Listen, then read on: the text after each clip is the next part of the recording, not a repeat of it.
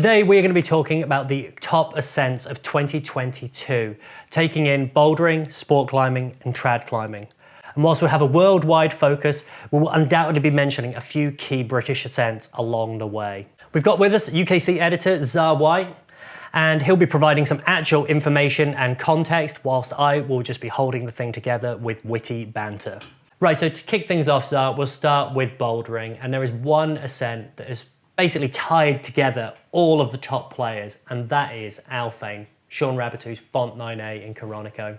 Yeah, Alphane, which nobody really knows when it was done, so we couldn't talk about it last year, so we're going to talk about it this year either way. But yeah, it's had 4 ascents now, the 4th 9A, and I think the fact that 3 of those ascents came within a relatively short period. We had Aidan, Will, and then Simon Lorenzi doing it, I think within the space of about 8 weeks. I think that's brought up quite a bit of chat about the grade. Because people seem to be like baying for blood. It's basically like people almost, they want the downgrade for reasons that I find hard to understand. Because when you look at all of the people that you've just run through there, each of those are at the absolute top of their game. You know, like all of these people, we'll run through a few of their achievements in a little bit. But they are just boshing out the 8C pluses like it's for breakfast. Yeah, it's not like a 6A boulderer like me has come along and done a 9A and then is saying, yeah, it's definitely 9A. If you look at what the 4 ascensionists of Alphane have done this year, you've obviously got Shaun, who did Megatron, another Font 9A, the first person to do 2 Font 9As. Clearly, and he's done loads of 8C pluses as well, he's clearly got the pedigree to do Font 9A. Now Shaun's got a bit of a rep for announcing things a little bit later. So for instance, in the case of Alphane, he may or may not have climbed it last year, may have climbed it this year, but didn't announce it until many months later. It was the same with Megatron. I'm gonna throw it out there, Zah. He's just released this video of him attempting Burden of Dreams. He's definitely already done it. In that video, he mentioned that he's tried all of the Font 9As in the world, which admittedly is only 5, and he put up 2 of them. But it does mean that he's at least got on them, and I think having looked at that video and seen that he seemed to think that he could flash Burden of Dreams, not sure how tongue-in-cheek that was, but I reckon given how much progress he made on that boulder in such a short time, there's definite potential for him to release a video under the radar, and he's already done it. There was some good banter on the UKC YouTube channel from people basically all claiming, myself included, that I'm saving Burden for the Flash. So I'm not going to get on it before I think I'm ready, Zah. So Alphane had its 2nd ascent from Aidan Roberts, British climber, supreme talent, and someone who's just had a truly unstoppable year. Yeah, you know someone's had a good year when you put aside all of the 8Cs that they've done and just talk about the 8C pluses. So he got the 2nd ascent, and like we said earlier when we're talking about the pedigree of these climbers who have repeated Alphane, if you look at Aidan's year, in March he did the 1st ascent of Everything the Light Touches. 8C plus was the grade that he gave it. In July, he put up the hardest boulder on British soil, Isles of Wonder sit-down start, which again came in at 8C+. Long-standing project as well, been tried by some seriously talented climber. Ned Feely, I know, put a lot of time into it. It is not going to be easy. No, not at all. And a lot of people have done the stand version. So yeah, like you say, it has been a sitting project, as it were, for a long time. And then towards the end of the year, just last month, he did the 1st ascent of Vecchio Leone sit-down start, again, 8C+. So to say that he would be able to climb Font 9A isn't exactly stretching the imagination too much. He's definitely got that pedigree. One thing that I responded to again was this comment. It's like, I think people sometimes forget the grading system is open-ended, irrespective of whether using the V grading system or the font grading system. It doesn't just stop at Font 9A. You know, it's like these people will keep pushing the boundaries, and you can't just compress every Font 9A to Font 8C+. Just because Font 9A should almost be the unattainable. I mean, these people as well have, I guess, just taken what Nale did with Burden and just carried on the trajectory. In a way, Nale's the outlier because he just got there a little bit ahead of them, didn't he? Yeah, and I think almost in a way, the way that Burden of Dreams happened was potentially damaging to the V17 9A grade, because he put in so much time. I think he put in 3 years and 4,000 attempts on Burden or something like that. And it kind of almost implied that to climb 9A, you need to have put in 3 years and 4,000 attempts on a boulder.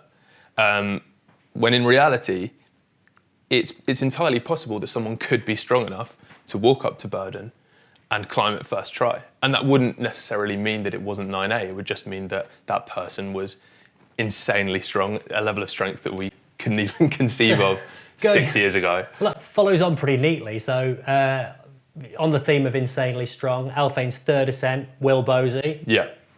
Pretty strong guy. Very strong guy. Scottish talent. Yeah, another UK crusher. He's had an insane year. 2 8B plus flashes.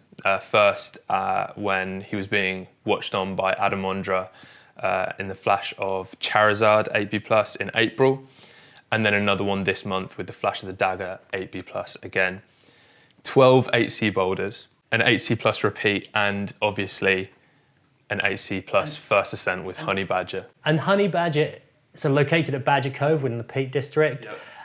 It's not the most sexy of sexy venues, but we had a really dry summer and that allowed him to basically try this sort of futuristic line.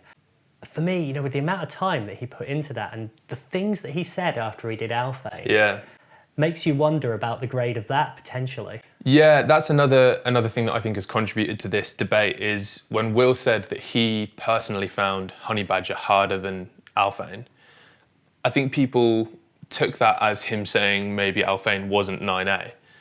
The other kind of flip side of that is that maybe Honey Badger is 9A. So instead of saying that Alphane should be downgraded, maybe he was saying Honey Badger should be upgraded. What we need is Sean and the Mellow crew to come over and give Honey Badger a go. I wonder what they'd make of it. I guess the other thing as well to highlight as well is the difference in between making a first ascent, where you're the one having to figure out all of the beta, and then for Alphane the difference was that actually all of the people that we're going to run through now, they were all projecting it together, sharing sequences, sharing like beta, and that makes a massive difference. Yeah, so I think that Sean got quite a lot of info from was it Dave Graham who originally was trying Alphane. And then while Sean was projecting it, I'm pretty sure that Will was out there with him at the same time. And then Aidan was also with Sean as he was putting in kind of full-on attempts at making the first ascent of Alphane. And Simon Lorenzi was also, I'm pretty sure, climbing it alongside Aidan at some point. So there has been clearly quite a big crossover. Whereas going back to Naliha Kataival and Burden of Dreams, he was putting in a one-man siege on that for however many years. So yeah, the kind of hive mind aspect of Alphane and the fact that everyone's sharing this beta at the top end of climbing means that, yeah, maybe that's why it's got so many ascents in such a quick or short period of time. So you mentioned Simon Lorenzi. He did the 4th ascent of Alphane, and he obviously did the 1st ascent of Sudan Sol in Font. Now, Sudan Sol seems, again, it's a little bit like Alphane, and people seem to love bandying about the downgrade for that. So it's had 3 ascents. So there was his first ascent, original grade Font 9A. Second ascent, Font 8C+. Third ascent, Soft 9A. I may have got the order wrong. No, that's right. Yeah, that's right. That levels out of Font 9A to me. That's 2 out of 3. Yeah, absolutely. And I think that until you can't really downgrade something based on other people's ascents if there have been 3 ascents and 2 people of those 3 have said it's 9A. Can you downgrade things because of armchair conjecture? Because I'm a big fan you can do that. Downgrade. Yeah, you can do that. Yeah, but I think if you have 2 people of the 3 who have said it's 9A, it's really hard for all of us who are nowhere near that level to be saying, oh, we're not sure that it actually is. And realistically, it's not necessarily the people at the top end of bouldering who are saying that. Because I think that they wouldn't say that unless they'd went and had a go on it. He's also now said that, Simon Lorenzi that is, has now said that he thinks that Sudan Sol is harder than Alphane. Here he is. So we're getting into kind of the questions of downgrades again, but like I said, maybe it's just the case that all of these people are incredibly strong, which they clearly are. Simon Lorenzi put up 2 8C pluses this year. So I think everyone's just a little bit stronger than they used to be. So yeah, that's a good summary of, I think, of this section, which is essentially that Alphane's hard. Yeah. Sudan's Soul is also hard. Yeah. Megatron's hard. They're all hard. Yeah. It's just... Everyone's strong as well. Everyone's got better. And thus far, we've focused mostly on male ascents. There has been some really good female ascents this year also. Yeah, so in the women's side of things, it's been the American athletes that have really been... And what's been remarkable there is just the quantity of and consistency of, I guess, 8B pluses, basically just being Absolutely, boxed yeah. out. So it hasn't been as much a year for pushing the very, very top end of the grade for within women's bouldering. The Font 8C has been elusive in 2022. For sure. And Ashima did the Font 8C in however many years ago. I think it was 7 years ago or something like that. But 3 8B pluses apiece this year for Michaela Kirsch, Alex Puccio and Katie Lamb.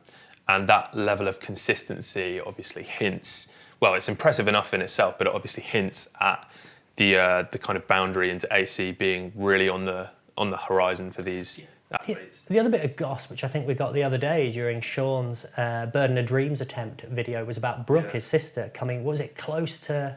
I think it was, she almost climbed V16 in a day. And we were kind of questioning what exactly it was that stopped her going back for a second day. She was something like the final day of a Swiss trip. It might have been something like that, yeah. But but 1 day to almost make V16 is very impressive. I would strongly suggest that Honourable mention. So in Europe, there's also been a lot of strong ascents, and starting with the greatest of all time, Janja Garnbret. Janja climbed Bugeleisen, which is a climb in Austria. Also coming from the European side of things, we had Jana Svekova, who climbed 2 8B pluses in Prehistoric and Roof der Wildness, pronunciation pending. And then to finish it off, we had Stasha, who I think just last month climbed Mécanique Élémentaire in Fontainebleau, and that's Fontainebleau 8B plus. 8B plus in font, and lest we forget, font grades count for font grades in font actually count for more. Yeah, agreed. Without wishing to underplay anyone else's achievement here, but having climbed font 6A in font, I feel like I wanted a few more grades in hand. And that's Bouldering Czar. There's no more to know about. Actually, there's loads more to know about. The thing with this report is we would be filming probably for the next 365 days if we included everything. So this is like a greatest hits summary album of 2022. Agreed, Next. yeah, it's a good way of summarising it. Let's move on to sport climbing. So, talking of greatest of all time, Adam Ondra, perhaps unsurprisingly, kicked off the year. Yeah, so straight off the bat in 2022, in February, Adam climbed Bomba, which he put as hard 9B. We were chatting about this before, because hard 9B is obviously...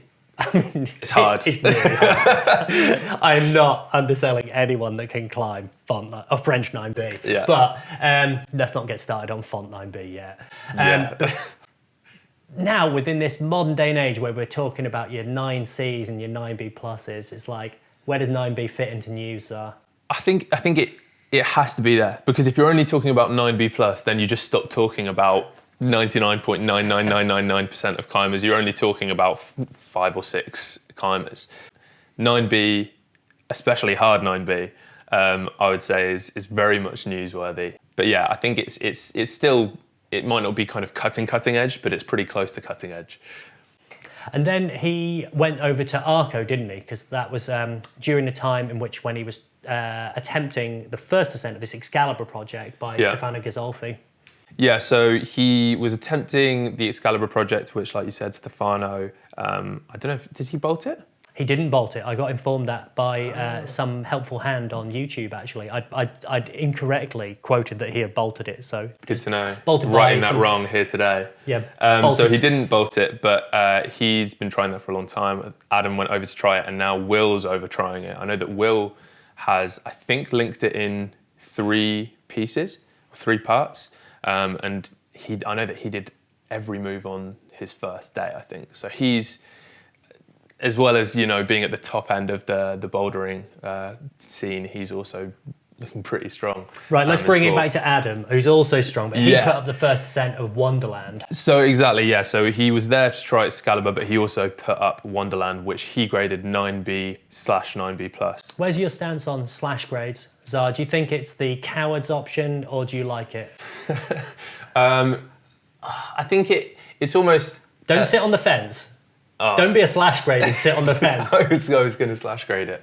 I can't possibly comment because I have no idea what it's like at that level. I'm asking a man who maybe doesn't climb into the font nines here what he thinks of the absolute cutting Font edge. nines, definitely not font nines.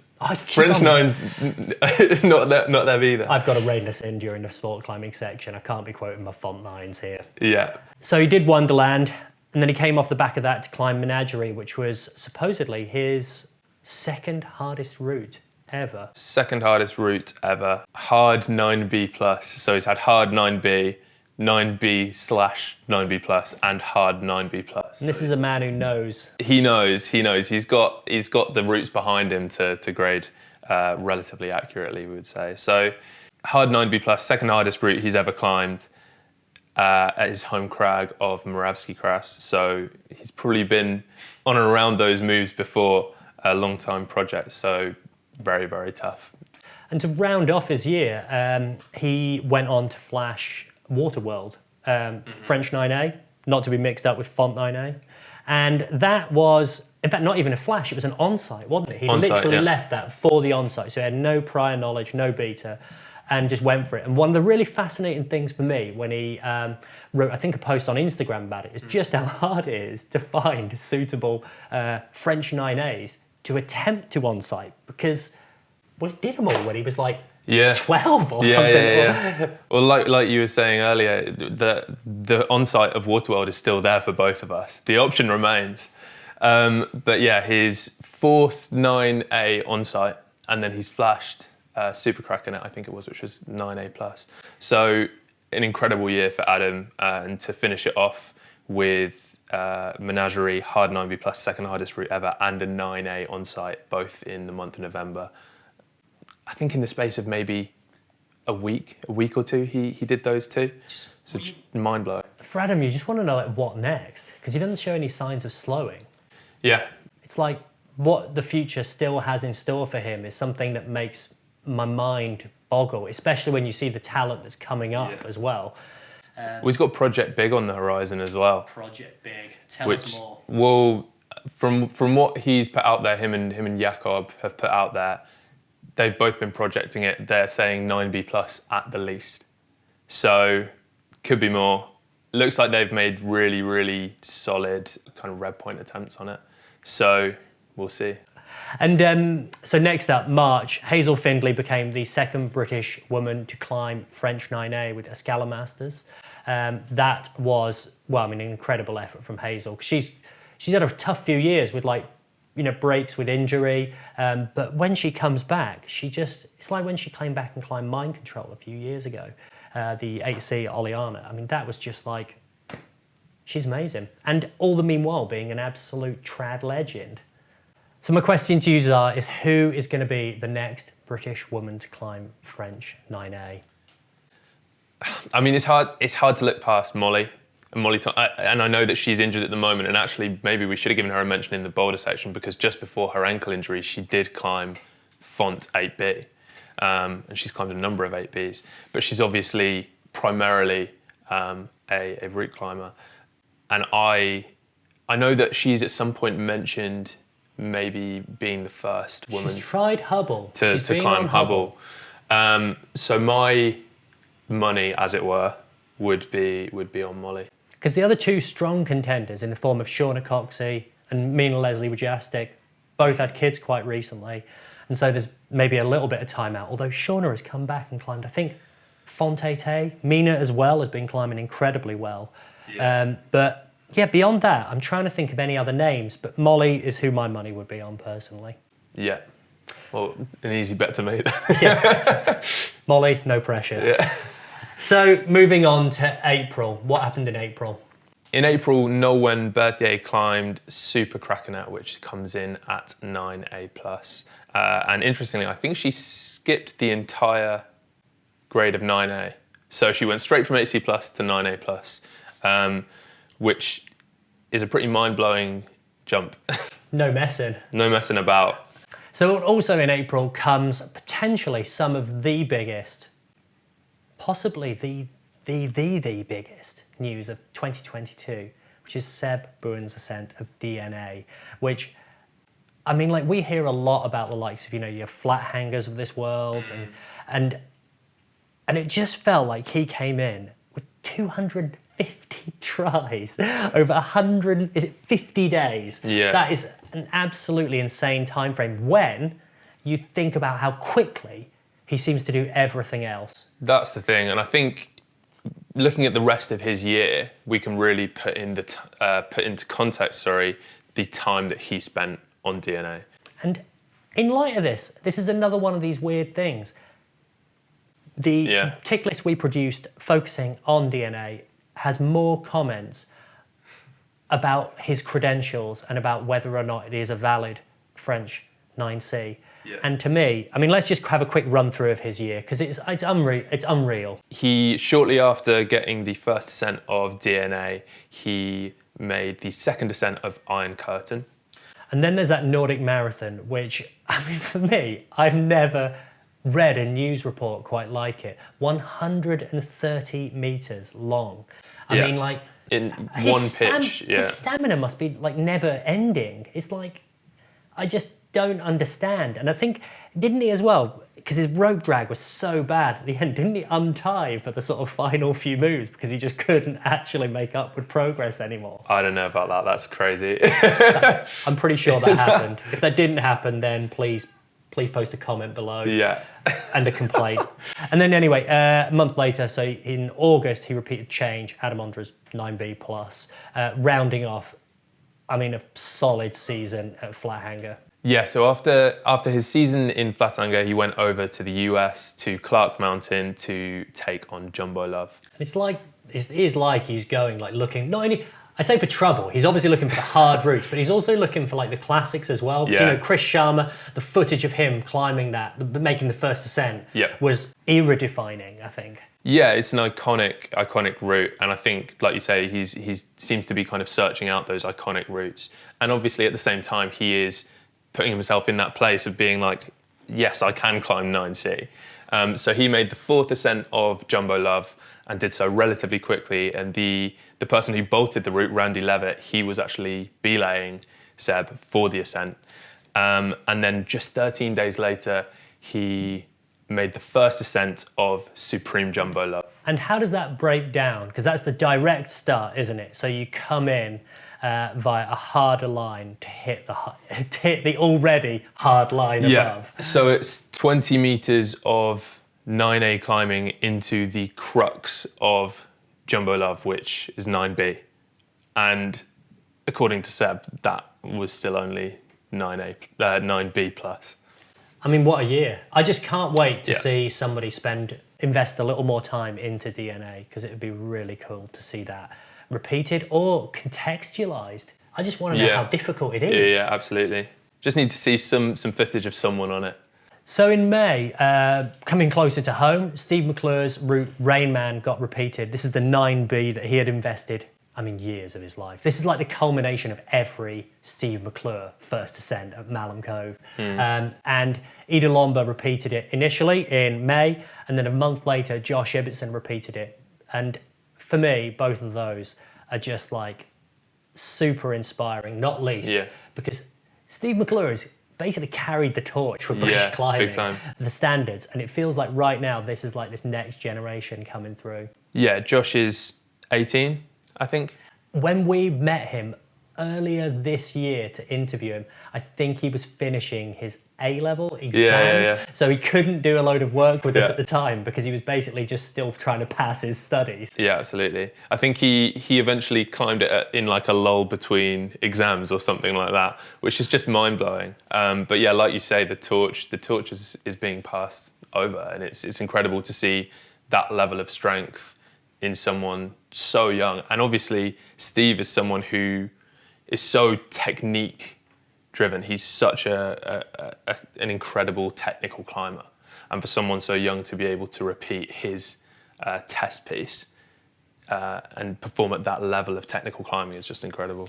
Guess things remaining, we've got Overshadow, was repeated by Adam Ondra, I think I'm right in saying, but hasn't received a British second ascent or third ascent in total. That's a completely illogical way of wording it. But Overshadow, but the really cool thing I think that I'd love to see would be these people bolting or projecting new and unclimbed lines.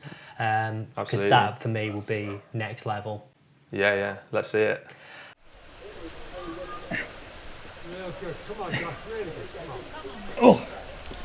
So in July, Alex Megos made the first ascent of Rat's Demand Vibrations on the Faster Rat and Seus. Line was originally bolted by Chris Sharma. Heard of him? Legend. Familiar with the guy. And that came in at French 9B. Now, the rest of Alex's year just has been one signalled by his signature levels of consistency, really. Yeah, quick ascents from Alex this year. I'm going to pick out his Margalef trip in which, within 3 weeks, he managed to climb 14 routes, including first ascents at every grade between 8C plus and 9B, including a slash grade at 9A plus / B. We love slash grades. So an incredible trip for him, and yeah, the pinnacle of that trip was the full journey, which clocked in at 9B, and which has been broken down into 2 pitches of climbing. It was bolted by Tom Bolger, and I know that he's managed the first kind of section, as it were. But the second ascent of full journey, who I would back Tom to get that, but not quite yet. He's like Britain's. I mean, originally from Scotland, but he's been living in Spain for a fair few years now. Yeah. But he must be one of Britain's darkest horses because he is accomplished. Yeah, he's climbed a lot, and he's like you were saying earlier about getting Josh out there and bolting. Tom's done a lot of that. He's put up a lot of new routes in the nines, and he is, like you say, Britain's dark horse. In October, to skip a month, we have Anak Verhoeven. Yeah, so in October, Anak climbed No Pain, No Gain, which she gave 9A+. It's 9A+ originally, I think, but then a hold broke and there was a little bit of chat about whether that made it easier or harder, and I think the general consensus is that it is 9A+. And then we also had Buster Martin, who climbed Action Direct 9A and became just the second person after Alex Megos to climb both contenders for the world's first 9A, Action Direct and Hubble.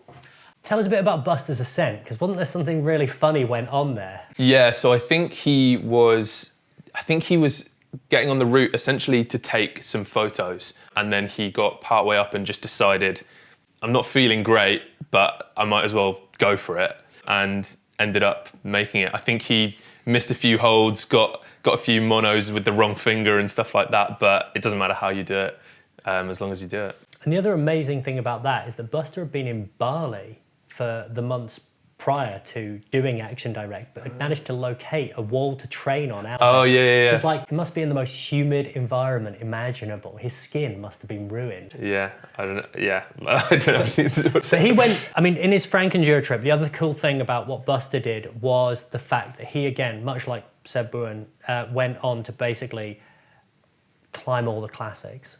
So in November, Chaehyun Seo sort of stole the show, really, with her ascent of La Rambla. Yeah, she made the second female ascent of La Rambla extension 9A+, and she did it on her 7th attempt, just the 9th woman to climb that grade. And then I think just a few days later, she... The same day. No, yeah. Well, actually, interestingly, so she on-sighted 8C with L'Antagonista, but earlier that day she on-sighted Hydrophobia, which is 8B+. So a very, very strong month for Chaehyun. So yeah, that's why she's stolen November. She's got a serious competition pedigree as well, hasn't she? She's been on a stratospheric rise, really solid season. Yeah, and I think that's one of the really interesting things to think about with the kind of coming year. Obviously, we saw Yanya turn up for the first Bouldering World Cup, win it, and then decide to leave for the rest of the year. It's like the ultimate flex. Exactly, right? So I think maybe with Chaehyun Seo coming in and showing so much strength, next year we can maybe hope to see a little bit more of a tough battle for that number 1 spot. So that's sport climbing rounded up. Moving on to trad, and I guess big wall as a part of that. And in February, the big news was Carlo Traversi repeating Magic Line in Yosemite Valley. Yeah, so Magic Line first put up by Ron Kauk at 8C or 514B, and then his son was the first to repeat it and the first to place all of the gear on lead. And I think he actually upgraded it at that point to AC+. Hazel then got the 3rd ascent and Carlo's was the 4th. And Carlo's is interesting because he is obviously the only person to have repeated the Meltdown until Jacopo Larcher, who we're going to skip ahead now, aren't we? But we'll mention later. We'll bring in Jacopo later. Yeah.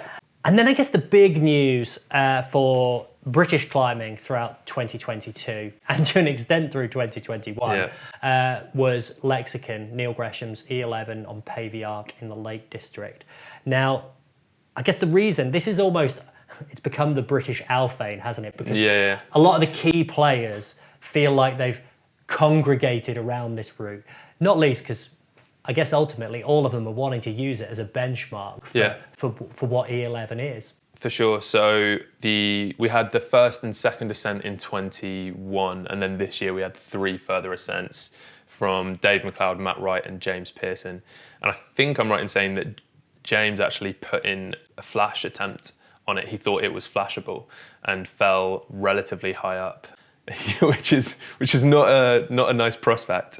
But yeah, lots of people getting on Lexicon and with some success as well. And it's interesting to see, so just, well, around the corner in the same valley, Hard Cheese, which is Craig Matheson's E10, not receive any repeats in comparison. It's rumoured to have been attempted by Dan Varian, but supposedly it's desperate. And I'd love to see that route repeated. Yeah. My suspicion is that Craig, being thoroughbred Cumbrian, may have undergraded it somewhat. Undergraded. But that is the one I'd love to see some of those people you've just mentioned get on, because it would be seriously. Yeah, I mean, as you said, it's relatively close, so we know it's not an accessibility issue as such. I think that E10 might be a little bit of an undergrading from Craig there. Sat firmly on my armchair. Yeah, exactly. But you know what? I just think that Craig, he seems like the kind of person who could climb E12 and not really go on about it that much. He'd downgrade it to E9. Yeah. So the next up, the character that we're going to focus on now is, I think, up there with Britain's weirdest and wackiest climber, Mr. Franco Cookson. Most eccentric award. He pretty much owned March and April as far as trad is concerned. So he made the 3rd ascent of Hold Fast, Hold True, which I think is the only route that has had more ground falls than it has ascents. I think everyone had taken a ground fall. Every single person took a ground fall on it, yeah. And that, that including comes Franco. Including Franco. Which isn't a surprise. The fun backstory I know about that is that whilst I was at Kendall Mountain Festival last year, I introduced Franco to another friend of mine, Sina, who is primarily a runner. Now, she lives in Fort William, and Franco dropped her a line when he was trying Hold Fast, Hold True in order to get a belay. She'd never belayed anyone outdoors before, and gave Franco his belay on this route, which obviously involved the ground fall and all this stuff. It must have been one of the most mind-blowing experiences to hold the ropes of someone who's, well, to be honest, you're not going to be making that much of a difference if you are or aren't holding them. Yeah, I feel like Franco, when he asked for that belay, he might have known that the belayer wouldn't be actually providing that much support to him. But yeah, he managed to make the 3rd ascent at the end of the day. So he went from Glen Nevis down to Nestcliff in Shropshire. So amazing sandstone quarry, some incredible lines. And he climbed the Sandman, which we put as a 1st ascent. I mean, it's a sort of variation of Steve McClure's Greatness Wall, isn't it? Yeah, so unless I'm mistaken, I think it's essentially just a continuation of the line up to the top of the wall. And it seems as though he's kind of almost said that as well, that he's not quite sure if it is a first descent or if it's more of a kind of a slight extension. But yeah, either way, he hasn't added anything to the grade. It's still E10. And the next one is, it's funny because both of these two previous examples, Hold Fast, Hold True and the Sandman, are both on really lovely textured rock. And we're about to move now to the Llanberis Slate Quarries, where he climbed the Meltdown at Funch 9A, supposedly skipping out the entire, I think I'm right in saying, French 8th grade. He's never climbed an 8A. Yeah, he went straight from the 7s to the 9s, and 2 of them as well. So he had the Meltdown, which was the 3rd ascent, and then the 1st ascent of Meltdown extension, which was a kind of direct finish to the Meltdown. So yeah, to skip all of the 8s and then just check in with 2 9s, another strong showing from Franco.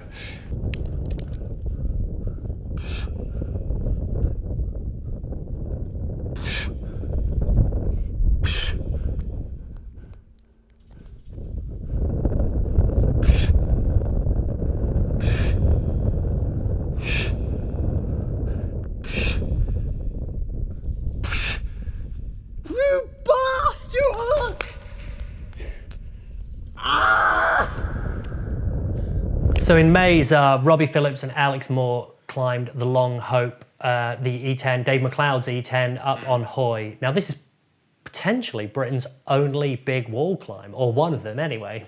It's not just the size of the climb that you've got to contend with as well. The rock looks pretty poor. I think there's a pitch which Dave graded hard, very grassy, because you've just got to grab clumps of grass and pull yourself up on them. And then you've also got the full Mars to contend with. And yeah, because this is Robbie's 2nd attempt, I think, on the line. He tried it with Emma Twyford last year, but the full Mars, the birds, the vomiting birds, I mean, they are, as someone that's been vomited on by those birds, I can assure you it is something that you wish to avoid at all costs. Fair play, yeah. I think when he tried it with Emma, it was the wrong season for it. I think the birds were nesting, so he had to come back at a different time. And this time with Alex Moore, who primarily is a boulderer, but has jumped right to the top of the E grade scale in the video. He just looks super happy, super cash throughout the whole thing. It's like he's at ease in an environment which is as far removed from bouldering as you could actively try. It's quite an extreme introduction to trad, but he took it in his stride. And what happened in June anyway? We go across the pond for this news, I think. Yeah, so in June, we have Conor Herson, who climbed Emapth, which was graded at 9A+. I think he decided that it checked in more at 9A. But what's interesting about this one is that he climbed it as a sport route, and then he decided it was so nice that he would come back and do it again whilst placing the gear on lead. So it's, I think a contender for the hardest ever trad climb, essentially, in terms of French grading at least. It's not a bad effort. Solid effort. So in September, Brett Harrington, Matilda Soderlund and Sasha Digiulian headed to Spain. What were they up to? Yeah, so they were in the Picos de Europa and they made the 2nd ascent and 1st all-female ascent of Rayu, which is a 600-metre 8C multi-pitch. Who was the line put up by originally as well? Because that's... Oh, it was the Hermanos Pu, the Pu brothers. So that's Eneko and Ika Pu, and then also a 3rd climber, Kiko Therda, pronunciation pending again. So they put the route up and they red pointed the route in a 12-hour non-stop push. I'm not sure how long it took Sasha, Matilda and Brett, but yeah, an incredible ascent. It's great to see an all-female team trying these things because it's not the most frequently done thing, is it? You just still don't see that a lot. It's particularly within big wall climbing anyway. Yeah, so on top of that, they alternated leads throughout the climb, and then Digiulian and Soderlund freed all the pitches on the final push. So in September, Pete Whittaker completed the long-standing project, Bar Wars, an E8 at Gogarth in North Wales. Now this route is seriously unconventional, probably very, very wide, boys, actually. It involves elements of jamming, chimneys, off-wits. It's pandemonium. It's barely climbing. It's just weirdness. And totally up Pete's streak. Now, the thing is, he had trouble, didn't he, in finding climbing partners for this. Yeah, I think he reached out to quite a few people to try and find a partner, and nobody wanted to do it. For some reason, because this is a 3-pitch roof climb. Yeah. So it's not one, there's loads of awkward hanging around. Yeah. If you take a fall, you're just in space. It's not an appealing prospect. And I think I remember, so Callum Musket, I think initially tried to use the excuse of becoming a dad as his reason for not getting involved, but got involved anyway. And then the second time around, when Pete was texting him, I think he pretended he changed his number. So he kept texting Pete saying, I don't know who this is, I don't know who this is. And then Pete then moved over to Facebook Messenger to try and get in touch with Callum. And Callum tried the same thing, but obviously it doesn't work on Facebook because you know it's him. And this was, I guess, kind of a stepping stone for Pete's ascent in October, where he flashed an 8B plus in Spain. Yeah, so he flashed Fuerza de la Gravedad. I think since he released the video about it, he said that 8B plus was perhaps a little bit generous, checking in more at 8B, but an 8B trad roof crack flash. Just par for the course. Nonetheless, pretty impressive. And then he's also had a strong year in terms of bouldering, so he got the 3rd ascent of the Kraken. Which is, I think it's still pitched as being the world's hardest roof crack. The world's hardest roof crack boulder. 8B. But yeah, so it's, solid year for Pete. And next up, we mentioned it earlier, but in November, Jacopo Larcher got the 3rd ascent of Beth Rodden's Meltdown, which is great to see, because considering how classic a line it is amazing, well, how few ascents it's actually had. Yeah, so he, I think his ascent was the 3rd, and Carlo made the 2nd in 2018. I think that was the first repeat, and it had been unrepeated for 10 years. What I think was really, really good to see about Jacopo's repeat was that he addressed some of the rumours surrounding Beth's ascent, where people were kind of saying, because she's a woman, her fingertips are smaller and it's easier for her to climb. He's essentially come out and said that due to things like height, he thinks it's probably harder to climb if you're on the shorter side. So if anything, this makes Beth's first ascent back in 2008 even more impressive. It's similar criticism that was levelled at Lynn Hill when she climbed the nose, because there were claims that because the only reason she could do it was because she had small fingers that could fit on the underside of the Great Roof. Yeah. And yet now, obviously, we just look back at Lynn Hill and Beth Rodden as two people that were just so ahead of their time. Yeah, absolutely. They're just incredible athletes and obviously mind-blowingly good climbers. And it's nice to see Jacopo essentially say, there's nothing about this route that favours women. It's just an incredibly hard route. And to round things off, we're going to go wintry with Greg Boswell and Guy Robertson putting up the first ascent of the Nihilist, a grade 9 at Loch Nagar. And then more recently, the Vortex at 1010 Colmore. Their names are just... They're the names, aren't they, at the moment, putting up hard Scottish winter routes? Yeah, and it really hasn't taken them long. I think, the winter season opened 10 days ago or something like that, and they put the Nihilist up 2 days in, and then a few days later, Vortex. So yeah, it's an impressive start to the season. I don't know if you've seen the footage of the Vortex, but it was like they were climbing in a snow globe at the Blender. Yeah, if you head over to either Greg or Guy's Instagram and check out that, I think it's a reel on Greg's Instagram, and it just looks absolutely mind-blowing. I had to watch it about 6 times to convince myself that it was real, and it's scary stuff. So that's it for trad, that's it for Big Wall. So we'll finish off with who has impressed you most throughout 2022. We'll go one man, one woman.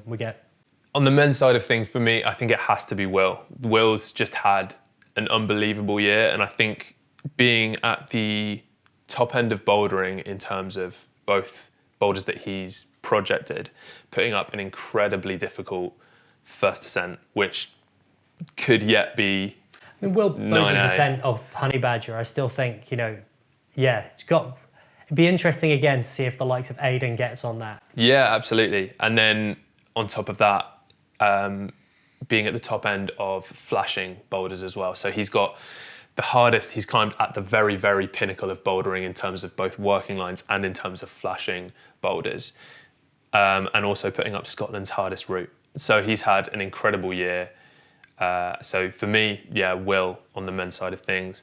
And then for women, I think it's hard to look past Chaehyun Seo, becoming the 9th woman to climb 9A+, and doing so in just 7 attempts, having worked the moves.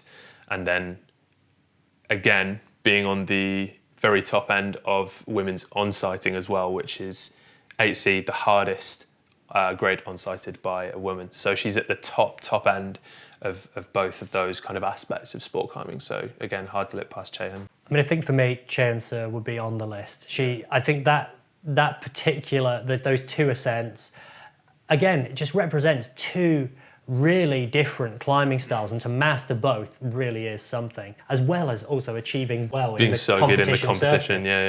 circuit. For me, on the men's side of things, I'm gonna go. It's really tempting to go for Will Bosi and Aidan Roberts, because I just think they have provided us with so much entertainment. Aidan's had an incredible year. I think it's like never been as exciting a time for this within my lifetime for British men's bouldering, because we've got 2 guys right there up at the forefront.